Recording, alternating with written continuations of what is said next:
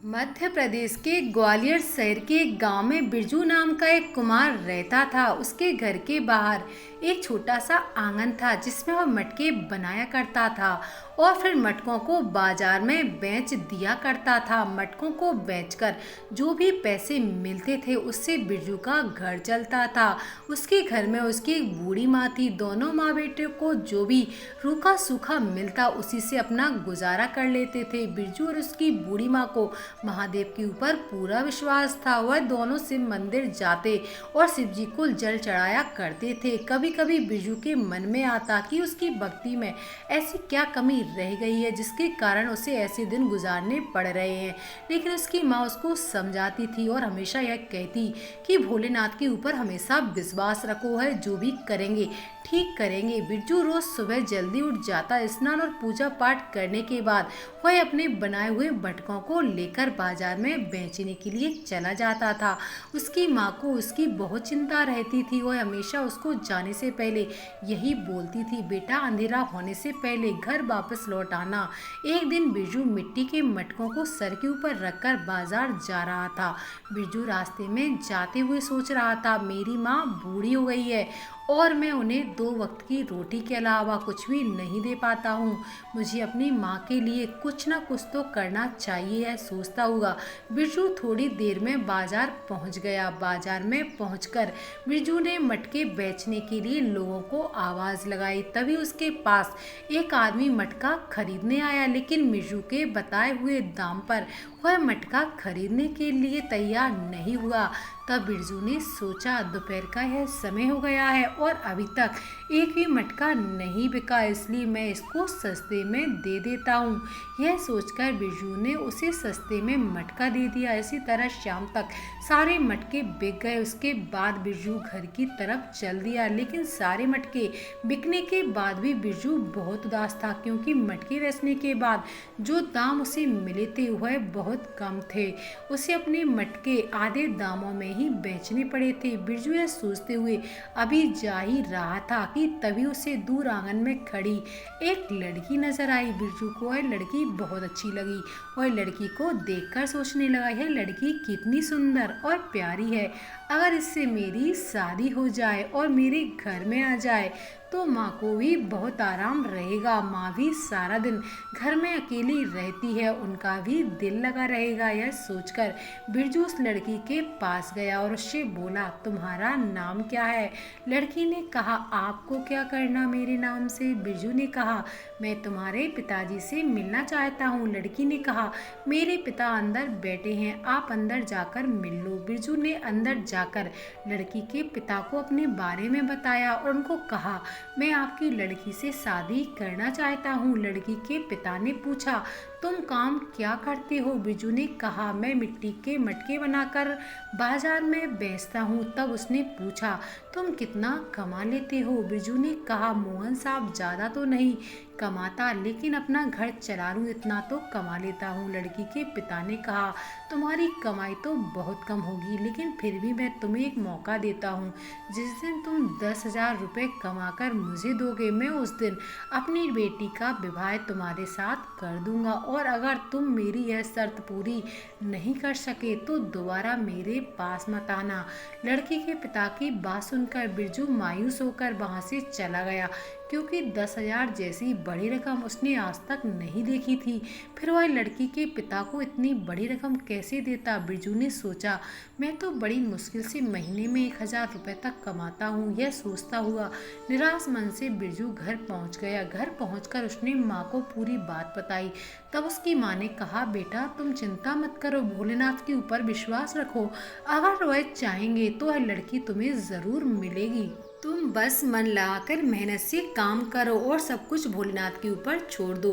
बिरजू यह सुनकर चुप हो गया। ऐसे ही अगले दिन बिरजू ने मटके बनाकर सूखने के लिए आंगन में रख दिए और घर के अंदर चला गया।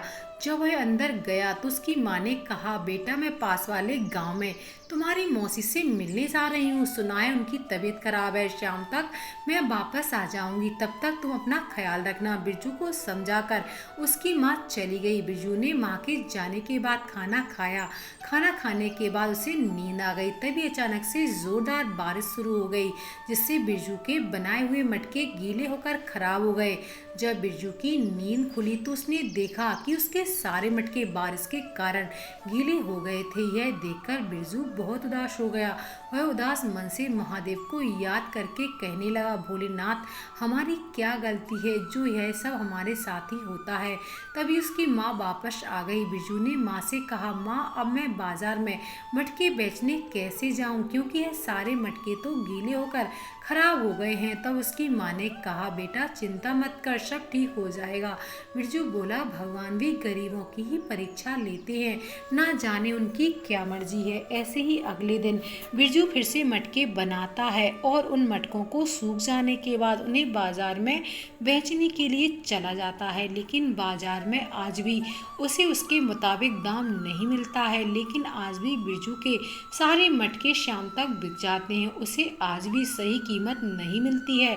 मटकों को बेचकर उसे जो भी पैसे मिले उन्हीं को लेकर बिरजू घर की तरफ चल दिया। आज गर्मी बहुत ज़्यादा थी, धूप बहुत तेज थी। बिरजू को बहुत गर्मी लग रही थी और पेड़ों की छांव में घर की तरफ चला आ रहा था। बिरजू चलते चलते थक गया और आराम करने के लिए एक पेड़ के नीचे बैठ गया। पेड़ की ठंडी छांव में बैठे बैठे उसकी आंख लग गई। थोड़ी देर में उसी रास्ते से एक महात्मा जा रहे थे। महात्मा ने बिरजू को सोते हुए देखा तो उसे उठाया और कहा, बेटा मुझे बहुत भूख लगी है और गर्मी के कारण प्यास भी लग रही है, क्या तुम मुझे खाना खिला सकते हो।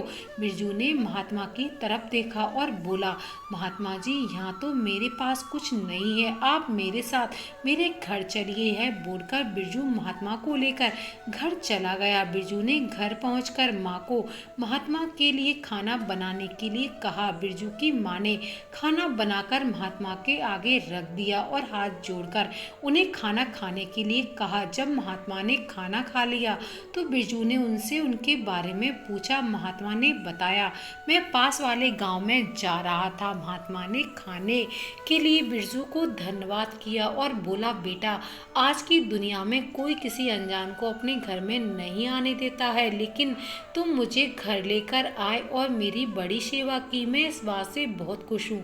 तब बिरजू ने कहा, बाबा आप थोड़ी देर आराम कीजिए, मैं शाम के खाने का इंतजाम करता हूँ।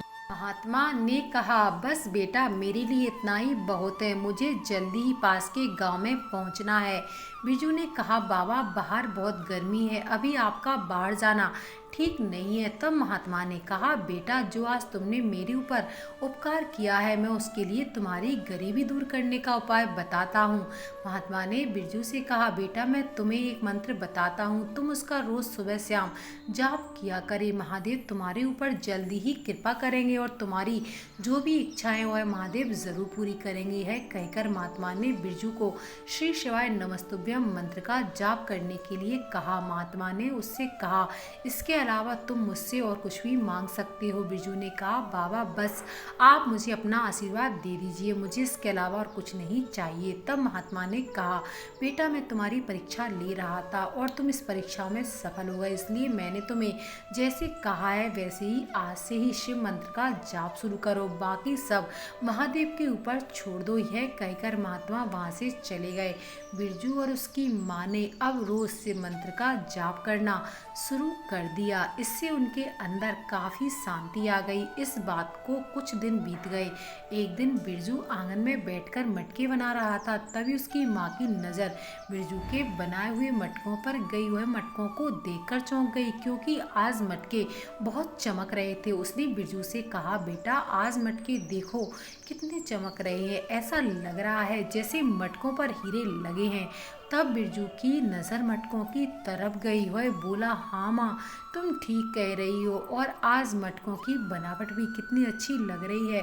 जरूर है महात्मा जी के आशीर्वाद के कारण हो रहा है। तब बिरजू ने कहा, अच्छा माँ, अब मैं इन मटकों को बेचने के लिए बाजार जा रहा हूँ। जब बिरजू मटकों को लेकर बाजार गया तो मटकों की चमक देखकर बिरजू की दुकान पर भीड़ लग गई और उसके सारे मटके कुछ ही देर में बिक गए। आज किसी ने भी बिरजू से मोल भाव नहीं किया। सबने बिरजू की बताई हुई कीमत पर ही मटके खरीद लिए हैं। देखकर बिरजू बहुत खुश हुआ।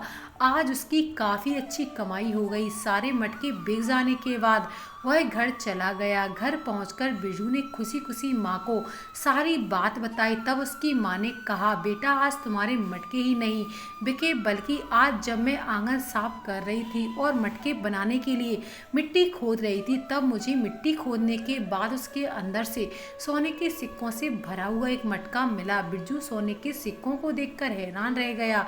वह समझ गया था कि यह सब शिव मंत्र का चमत्कार है, यह सब महादेव की कृपा है। उसने अपनी माँ से कहा, माँ, हमारे घर जो महात्मा आए थे वह भोलेनाथ का ही रूप थे, जिनकी कृपा से हमारी जिंदगी संवर गई। उसकी माँ ने यह सुनकर कहा, बेटा, लगता है अब हमारे अच्छे दिन आ गए हैं। अब तुम जल्दी से मोहन साहब के घर जाओ और उनसे उनकी बेटी का हाथ मांगो। अब वह तुम्हें मना नहीं करेंगे।